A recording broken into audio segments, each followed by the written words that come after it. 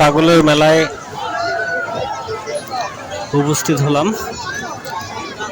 তো আজ আমি আপনাদের সাথে মেলাটা ঘুরে ঘুরে দেখাবো।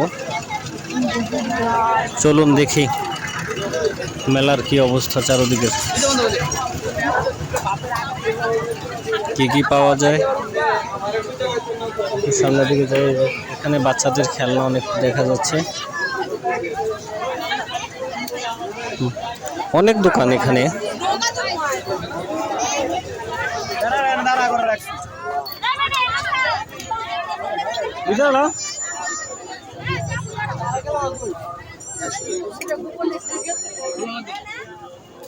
বন্ধ করে দে।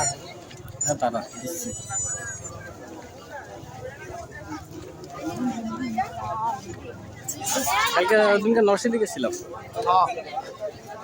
দেখলাম তো পরীক্ষা হয়।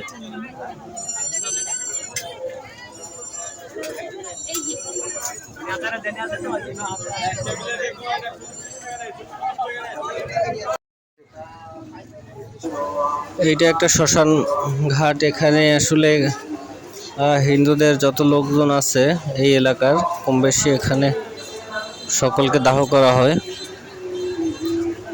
তো একটু এই শ্মশান ঘাটকে কেন্দ্র করে আসলে এখানের মেলা হয়। তো আমি আপনাদের এই জন্য এখানে নিয়ে আসলাম, এই জায়গাটা একটু দেখানোর জন্য।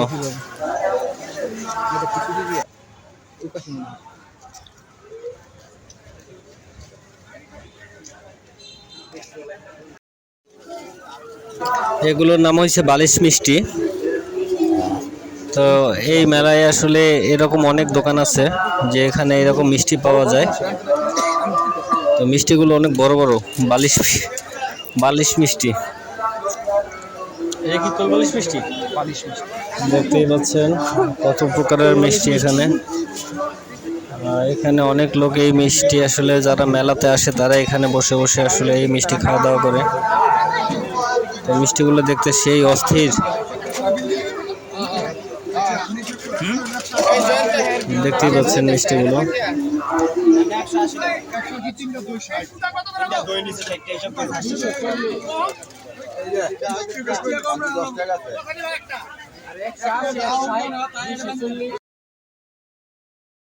মেলার আকর্ষণ নাগরদোলা।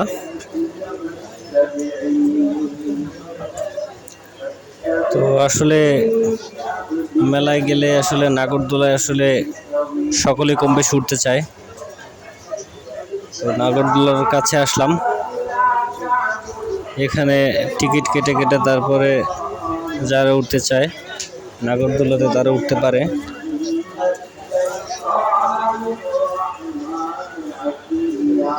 তো সন্ধ্যা হয়ে আসছে, তো এখানে বাতিগুলো সেই সুন্দর লাগতেছে। নাগরদোলার নৌকায়ও বাতি এবং নাগরদোলায় বাতি।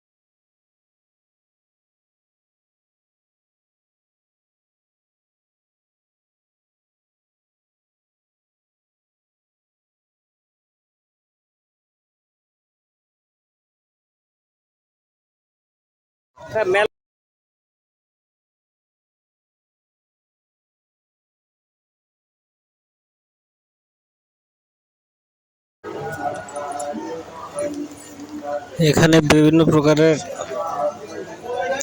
খাবার তৈরি করে রেখেছে। পাশেই বাচ্চা সহ বড়দের অনেক কিছু পাওয়া যাচ্ছে, এখানে দেখা যাচ্ছে ব্যাগ পাওয়া যাচ্ছে, বাচ্চাদের খেলনা পাওয়া যাচ্ছে।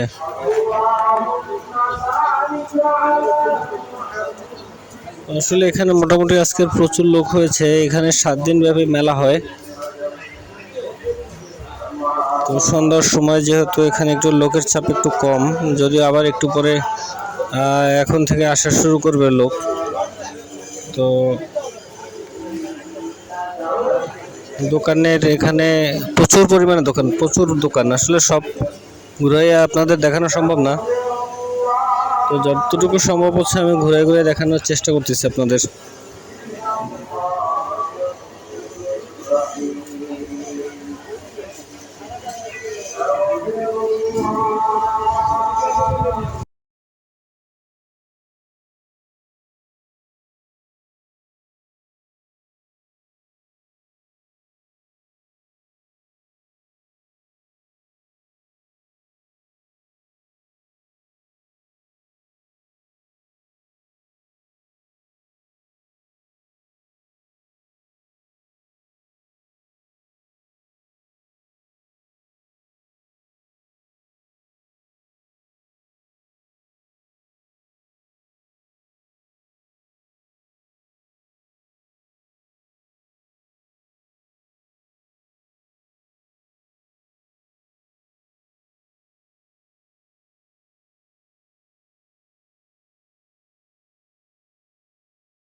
আমরা এখান থেকে মিষ্টি আজ খাবোই।